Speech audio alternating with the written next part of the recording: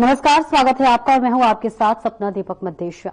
Bulletin का आगाज करेंगे। अयोध्या धाम में अष्टोर व्रत 108 श्रीमद् भागवत पाठ एवं पंचनारायण महायज्ञ का आयोजन किया गया। यहां पर मुख्यमंत्री योगी आदित्यनाथ ने पूजन और हवन किया।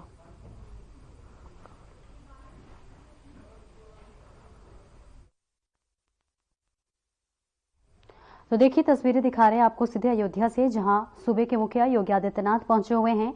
हवन और पूजन करते हुए सूबे के मुखिया नजर आ रहे हैं, जहां अयोध्या धाम में पंच नारायण महायज्ञ का भव्य आयोजन किया गया है। और यहां पर देखिए, हवन का भी व्यवस्था किया गया है, पूजन किया जा रहा है, जहां खुद सूबे के मुखिया मुख्यमंत्री योगी आदित्यनाथ शिरकत करते हुए नजर आ रहे हैं। और यहां पर हवन और पूजन मुख्यमंत्री कर रहे हैं। तस्वीरें आपको दिखा रहे हैं अयोध्या से, जहां पर अयोध्या में मुख्यमंत्री का आगमन है और इस आगमन के जो है बाद से अब मुख्यमंत्री हवन पूजन करते हुए नजर आ रहे हैं। और इसी के साथ साथ तमाम जो कई इनके साथ मंत्री भी पहुंचे हुए हैं, कई विधायक, कई महत्वपूर्ण लोग भी यहां पर मौजूदगी है उनकी, जहां पर मुख्यमंत्री हवन और पूजन करते हुए नजर आ रहे हैं।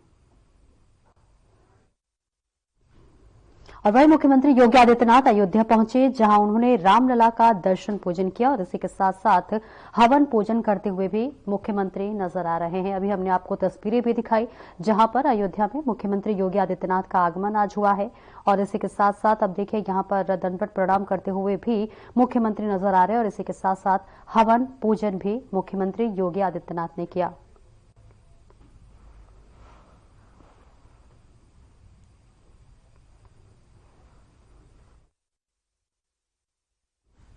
और आगे बढ़ेंगे, जहां अयोध्या धाम में अष्टोत्तर 108 श्रीमद् भागवत पाठ का आयोजन किया गया, जिसमें मुख्यमंत्री योगी आदित्यनाथ शामिल हुए और कार्यक्रम को संबोधित किया। सनातन धर्म की हमारी मान्यता है, इस संपूर्ण सृष्टि के जो संचालक हैं, जो रक्षक हैं और जो पालक हैं, वह श्रीमद् नारायण साक्षात सूर्यदेव हैं, या जिन्हें आप श्री विष्णु भी कह सकते हैं। उन्हीं की कृपा से सब कुछ संचालित होता है। उनकी कृपा के बगैर कुछ भी अन्यथा नहीं हो सकता। और आज आप सब यहां पर अयोध्या धाम में आए हैं, पंचनारायण महायज्ञ के साथ जुड़ने का एक उत्तर और दक्षिण के विद्वानों के संयुक्त प्रयासों से चल रहे आत्मशुद्धि का, इस भूमि की शुद्धि का, पर्यावरण की शुद्धि का, इस पवित्र महायज्ञ के साथ जुड़ने का एक सौभाग्य आप सबको प्राप्त हो रहा है। और वह भी रामकोट में श्री हरि विष्णु के ही एक पवित्र अवतार मर्यादा पुरुषोत्तम भगवान श्री राम की पावन जन्मभूमि पर, उनके पावन धाम पर। तो स्वाभाविक रूप से यज्ञ की सफलता तो अवश्य है, क्योंकि कहीं कोई संदेह इसमें है ही नहीं कि जिन पावन उद्देश्यों के साथ इस यज्ञ का आयोजन किया गया है, यज्ञों की परंपरा भारत के अंदर हजारों वर्षों की परंपरा है। यज्ञात् भवति पर्जन्यो, यानी यज्ञ ही वर्षा का कारण है और वर्षा से ही इस सृष्टि में धन धान्य की फसल होती है, या फिर उसी से धन धान्य की समृद्धि प्रत्येक किसान को भी, व्यापारी को भी प्राप्त होती है। और उसी धन धान्य से, उसी अन्न से इस सृष्टि की व्यवस्था का संचालन भी हम कर पाते हैं। यानी यज्ञों की पावन परंपरा ये हजारों वर्षों की परंपरा है, और हजारों वर्षों की इस परंपरा के साथ आज आपको इस श्री राम कोट में पंचनारायण महायज्ञ के पावन आयोजन के साथ जुड़ने का सौभाग्य प्राप्त हो रहा है। मैं इस अवसर पर आप सबका हृदय से अभिनंदन करता हूं। बहनों और भाइयों, हम सबको इस बारे में ध्यान रखना होगा कि आयोजक असरफी भवन और इस पीठ के माध्यम से जो कार्यक्रम आयोजित किया गया है, ये पीठ स्वयं ही प्रभु की असीम कृपा की पीठ है। आज से नहीं, सैकड़ों वर्षों से अपने धार्मिक परंपरा के लिए जानी जाती है। श्री राम जन्मभूमि आंदोलन के दौरान पूरे श्रद्धा और समर्पण भाव के साथ इन धार्मिक पीठों ने इस पूरे आंदोलन को यज्ञ मान करके उसे सफलता की नई ऊंचाई तक पहुंचाने का काम किया था और आज परिणाम हम सबके सामने है। याद करिए उन दो तिथियों को जब 5 अगस्त 2020 को प्रधानमंत्री मोदी जी के करकमलों से 500 वर्षों की दास्ता के कालखंड की उस कलंक को समाप्त करने के बाद अयोध्या में राम जन्मभूमि पर प्रभु राम के भव्य मंदिर के कार्यक्रम का शुभारंभ हुआ और 22 जनवरी 2024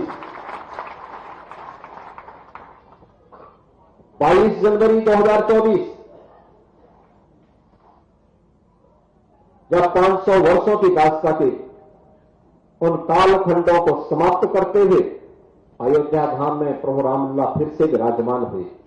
कौन ऐसा भारतीय था और कौन ऐसा सनातन धर्मावलंबी रहा होगा देश और दुनिया के अंदर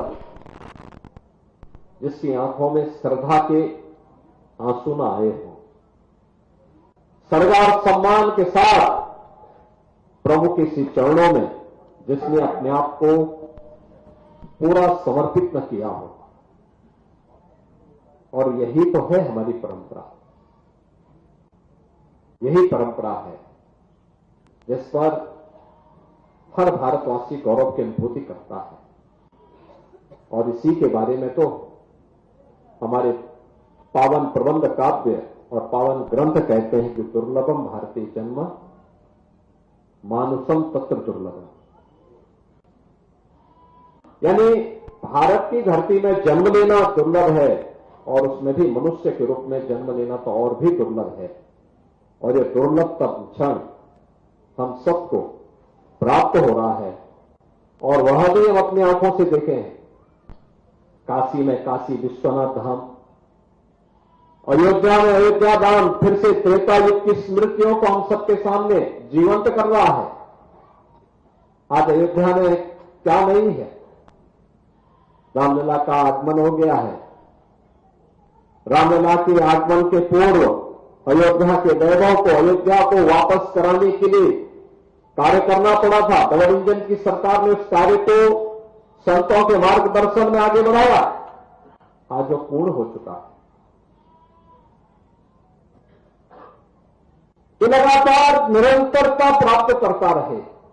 याद रखना, विरासत को विस्मृत करके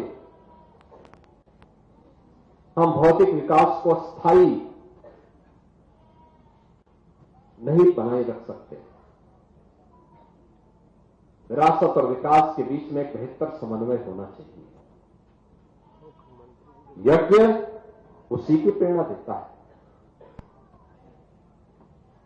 यानी यज्ञों के पीछे का भाव ही यही है कि इसका एक पक्ष है सांसारिक उत्कर्ष का और दूसरा पक्ष है जीवन में सफलता के लिए मुक्ति प्राप्त हो। सांसारिक उत्कर्ष विरासत को बनाए रख करके भारत की परंपरा अपने इष्ट देवों से, भारत के पावन धर्मस्थलों से, मानव बिंदुओं से जो हमारे आदर्श हैं, हमारी प्रेरणा है, उनसे प्रेरित होकर के निरंतरता प्राप्त कर सके। और इन मूल्यों और आदर्शों को ध्यान में रख करके जब हम आगे बढ़ेंगे तभी भारत भारत बना रहेगा। और ये हमारा सौभाग्य है कि आज प्रधानमंत्री मोदी जी के नेतृत्व में पूरा देश अपनी विरासत का अक्षुण्य बनाए रखते हुए विकास की एक नई बुलंदियों को छूता हुआ दिखाई दे रहा है। फिर से नया भारत एक विकसित भारत के रूप में आगे बढ़ रहा है। इस विकसित भारत के लिए हम सबको आगे मिलकर के काम करना होगा। और मैं बार बार इस बात को कहता हूं कि अगर विश्व मानवता को बचाना है तो उसका एक ही मार्ग है, वह है सनातन धर्म का सम्मान करो। सनातन धर्म सुरक्षित है तो दुनिया में सब कोई सुरक्षित है। याद रखना, कोई मत और मजहब दुनिया के अंदर ऐसा नहीं है जिसने कहा हो कि सबके कल्याण की बात की है। हमने तो हजारों वर्ष पहले हमारे ऋषियों ने हमें एक ही प्रेरणा दी, अयम निज परोवेति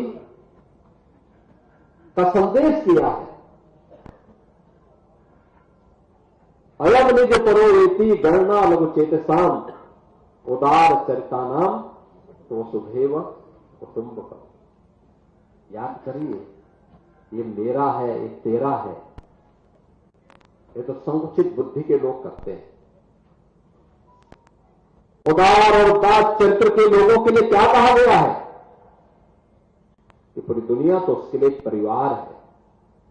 और याद करिए, दुनिया के अंदर अकेले सनातन धर्म है जिसने दुनिया की हर जाति, हर मत, हर मजहब, हर संप्रदाय के लोगों को उसकी विपत्ति के समय शरण देकर के संरक्षण दिया है, उसे फलने फूलने का एक अवसर दिया है।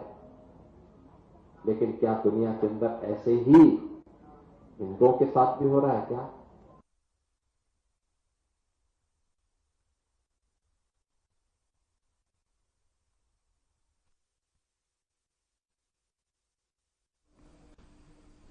और वहीं लोकसभा अध्यक्ष ओम बिरला ने गुरुवार को सत्तापक्ष और विपक्ष के सांसदों के बीच धक्का मुक्की की घटना के बाद निर्देश दिया है कि कोई भी राजनीतिक दल सांसद और सांसदों का समूह संसद के किसी भी द्वार पर प्रदर्शन नहीं करेगा। गृहमंत्री अमित शाह की बाबा साहेब भीमराव अंबेडकर से संबंधित टिप्पणी को लेकर विरोध जताते हुए विपक्षी सदस्यों ने गुरुवार को मार्च निकाला तो बीजेपी सांसदों ने कांग्रेस पर बाबा साहेब के अपमान का आरोप लगाते हुए प्रदर्शन किया। वहीं संसद भवन के मकर्रा द्वार के निकट सत्तापक्ष और विपक्ष के सदस्य एक दूसरे के सामने आ गए और जमकर नारेबाजी की। वहीं बीजेपी का आरोप है कि लोकसभा में नेता प्रतिपक्ष राहुल गांधी ने धक्का मुक्की की, जिस वजह से उसमें बुजुर्ग सांसद प्रताप सारंगी चोटिल हो गए और बीजेपी सांसद मुकेश राजपूत को भी चोट लगी है। दूसरी तरफ कांग्रेस का दावा है कि बीजेपी के सांसदों ने उसके अध्यक्ष मल्लिकार्जुन खड़गे, लोकसभा में नेता प्रतिपक्ष राहुल गांधी और कई महिला सांसदों को संसद भवन में जाने से रोका और धक्का मुक्की की।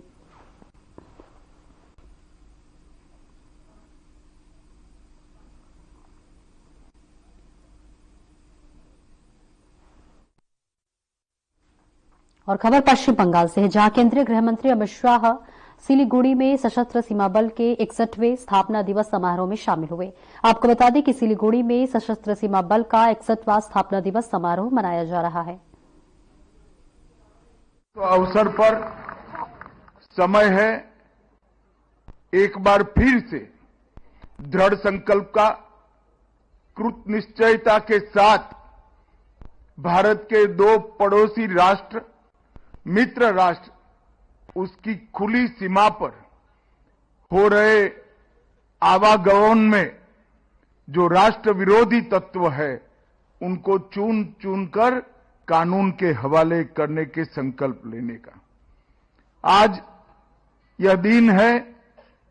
हमारे बहादुर जवान जिन्होंने अपनी सर्वोच्च बलिदान देश की सुरक्षा के लिए दिया, चाहे नेपाल भूटान की सीमा हो, चाहे कश्मीर की वादियों हो या पूर्वी क्षेत्र से नक्सलवाद को समाप्त करने का भारत का अभियान हो, जिन वीरों ने अपने जीवन का बलिदान दिया है वो सभी वीरों को मैं मनपूर्वक प्रणाम कर कर श्रद्धांजलि देना चाहता हूं। उन वीरों के परिवारजनों को भी बताना चाहता हूं कि आपकी व्यक्तिगत क्षति जो आपके परिजनों के बलिदान से हुई है, इसने देश को एक नई जिंदगी, नई ऊर्जा और उत्साह देने का काम किया है और वो सभी जवानों के लिए पूरा देश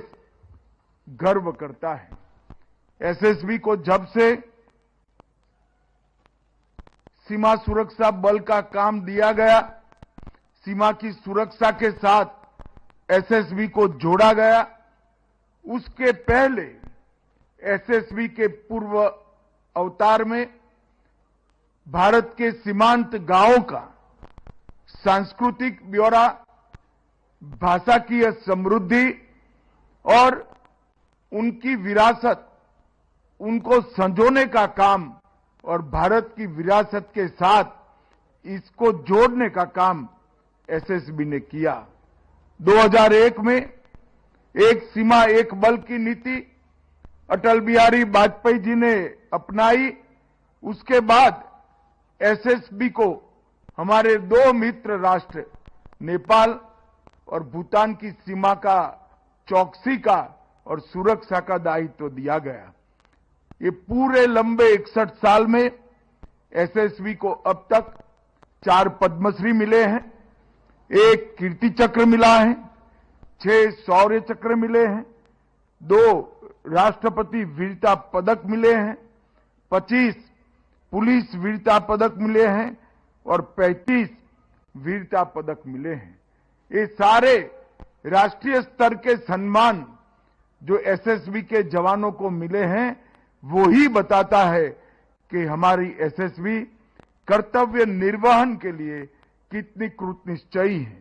मैं फिर से एक बार एसएसबी के जवानों को बहुत बहुत बधाई देना चाहता हूं। आज 61वें स्थापना दिन के उपलक्ष्य में gallantry medal, presidents police medal, Indian police medal और इसके साथ साथ भारत नेपाल, भारत भूटान, वामपंथी उग्रवाद और आंतरिक सुरक्षा में सर्वश्रेष्ठ बटालियनों को ट्रॉफी और मेडल प्रदान करने का काम किया गया।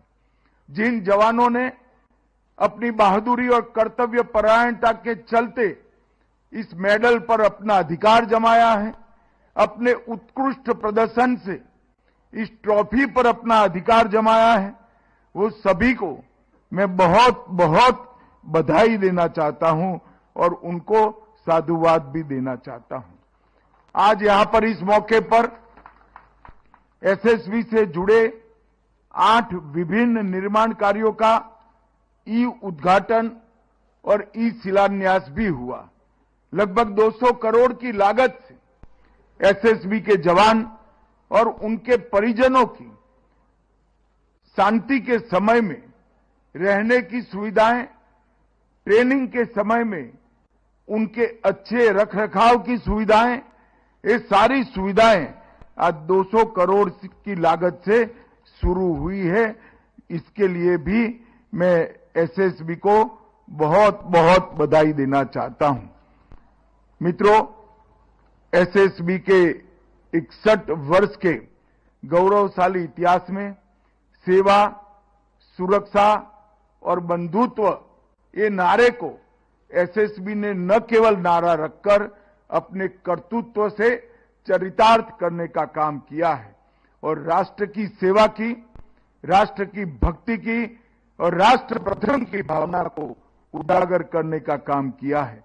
1963 में जब से स्थापना हुई तब से पहले सीमांत गांवों में अद्भुत देशभक्ति और भारत के साथ जुड़ाव का एक जज्बा उत्पन्न करने का काम एसएसबी ने किया है और उसके बाद नेपाल और भूटान की 2450 किलोमीटर की खुली सीमा की सुरक्षा सतर्कता के साथ की।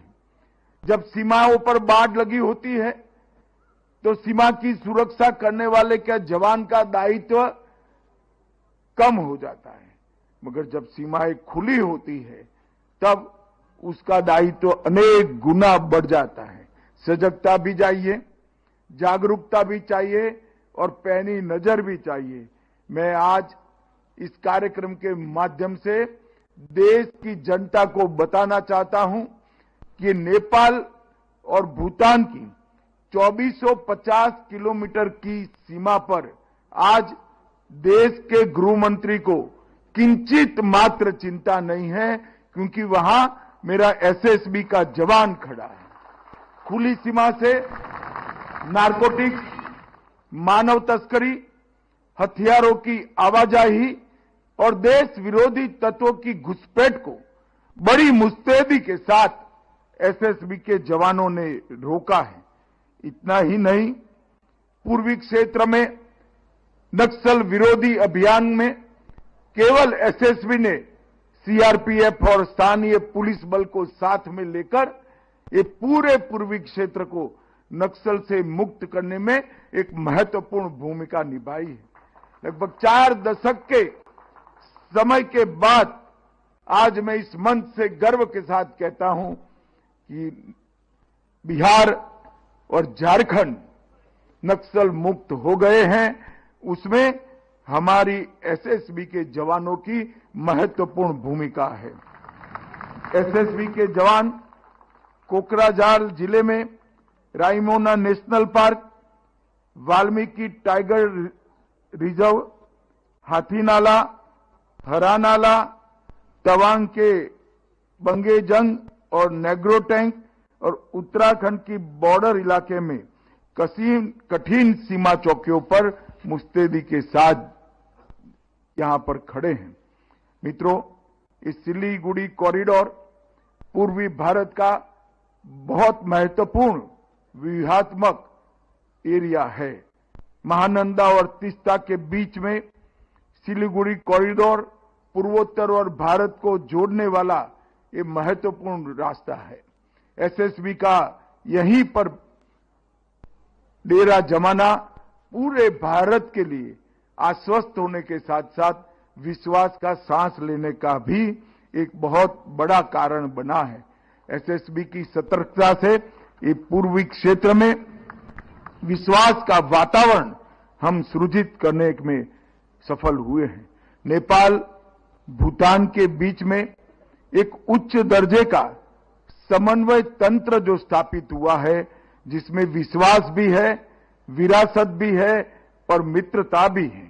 ये विश्वास, विरासत और मित्रता के संस्कार को एसएसबी के द्वारा आगे बढ़ाया गया है और भारत और नेपाल की मैत्री संधि की मर्यादा का हर हालत में सम्मान करते हुए नो मैंस लैंड में 1100 से ज्यादा अतिक्रमण को एसएसबी के द्वारा हटाया गया।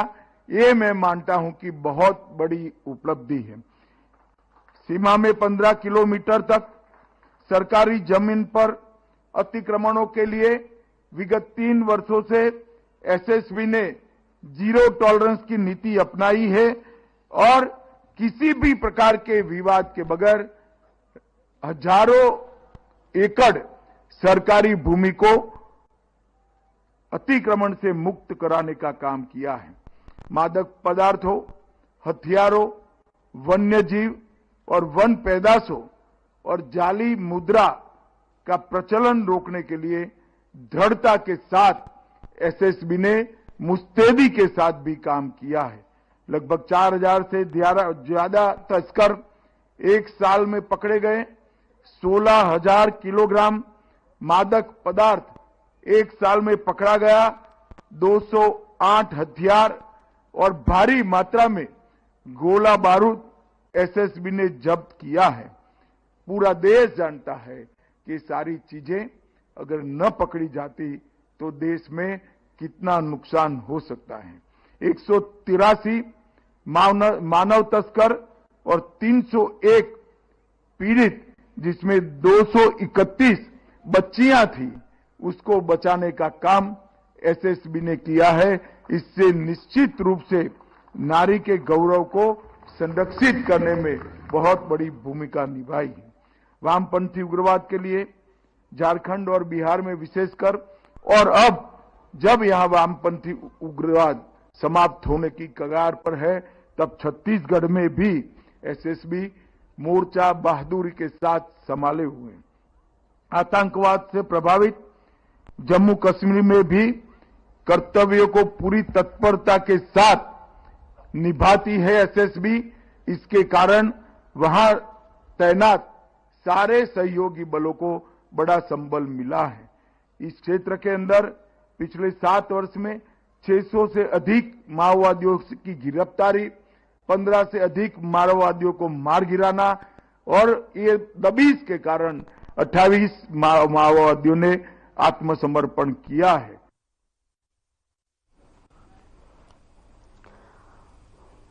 फिलहाल इस बुलेटिन में इतना ही। दीजिए इजाजत। नमस्कार।